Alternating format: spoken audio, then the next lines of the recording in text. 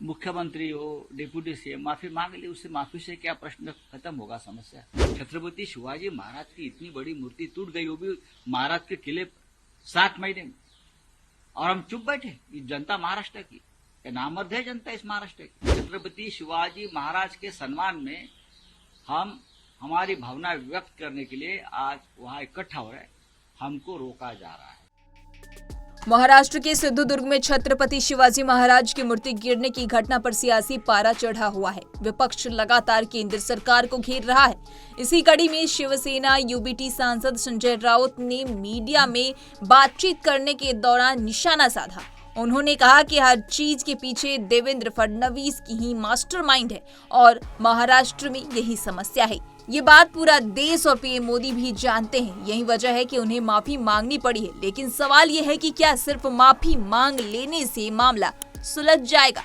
संजय राउत ने आगे कहा कि केवल 7 महीने में छत्रपति शिवाजी महाराज की प्रतिमा ढह गई है, तो क्या हम चुप रहे? इसी पर आगे क्या कुछ कह रहे हैं यूबीटी सांसद संजय राउत, आइए आपको सुनाते हैं। यही तो समस्या है इस महाराष्ट्र में। ये सबके सूत्रधार देवेंद्र फडणवीस है, ये पूरा देश जानता है, मोदी जी भी जानते हैं, इसलिए तो मोदी जी को माफी मांगनी पड़ी। बात ऐसी है भाई, मुख्यमंत्री हो, डिप्यूटी सीएम माफी मांग ली, उससे माफी से क्या प्रश्न खत्म होगा समस्या। महाराष्ट्र की जनता की जो भावना है, हाँ, जो चीड़ है, उनको व्यक्त होने दो। क्या हम चुप बैठेंगे? छत्रपति शिवाजी महाराज की इतनी बड़ी मूर्ति टूट गई, वो भी महाराज के किले 7 महीने में, और हम चुप बैठे। ये जनता महाराष्ट्र की नामर्द है, जनता इस महाराष्ट्र की। तो हमको एक आंदोलन करना है डेमोक्रेटिक तरीके से। लोकतंत्र की ये एक बहुत बड़ी खूबी है कि हम आंदोलन कर सकते हैं कहा, लेकिन हमको छत्रपति शिवाजी महाराज के सम्मान में छत्रपति शिवाजी महाराज के सम्मान में हम हमारी भावना व्यक्त करने के लिए आज वहां इकट्ठा हो रहे हैं, हमको रोका जा रहा है। फिर भी माननीय शरद पवार जी, माननीय उद्धव ठाकरे जी, नाना पटोले जी, कांग्रेस, शिवसेना, एनसीपी के सभी नेता, हजारों कार्यकर्ता आज वहां हुतात्मा स्मारक जो है वहां इकट्ठा हो गए, और गेटवे ऑफ इंडिया पर जो शिवाजी महाराज का स्टैच्यू है वहां जाएंगे। ये तो हमारा अधिकार है, आप हमें रोक नहीं सकते, चाहे आप हमें अरेस्ट कर लीजिए। आपके हाथ में पुलिस है, देवेंद्र फडणवीस जी, आप हमें अरेस्ट कर लीजिए, आपको यही करना है, आप कर लीजिए। आप महाराष्ट्र के खलनायक हैं और रहेंगे हमेशा। इतिहास में आपका नाम महाराष्ट्र के खलनायक के तौर पर रहेगा।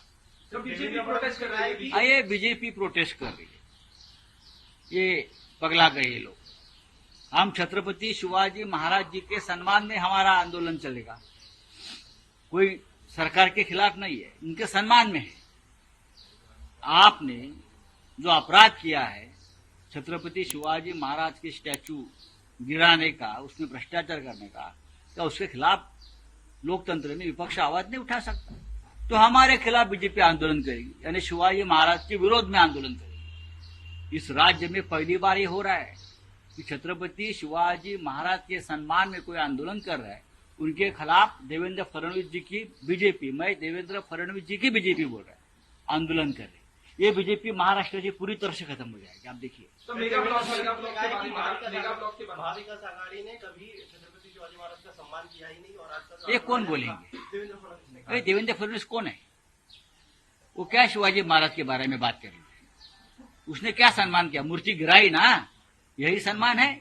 उनके राज्यपाल जो बैठे थे बीजेपी के नेता कोश्यारी, खुलेआम उनके सामने छत्रपति शिवाजी महाराज के बारे में अपशब्द बोल रहे थे, तब फडणवीस चुप रहे। उनके मंत्री पुतला गिरता है तो अच्छा हो गया, उससे अच्छा ही होगा, ये बोलने वाले मंत्री के साथ बैठते हैं देवेंद्र फडणवीस जी। क्या बोलते हैं देवेंद्र फडणवीस जी? ये तो महाराष्ट्र के विलन है, खलनायक है। इस तरह की तमाम अपडेट्स के लिए punjabkesari.com को लाइक, शेयर, सब्सक्राइब करना न भूलें। धन्यवाद।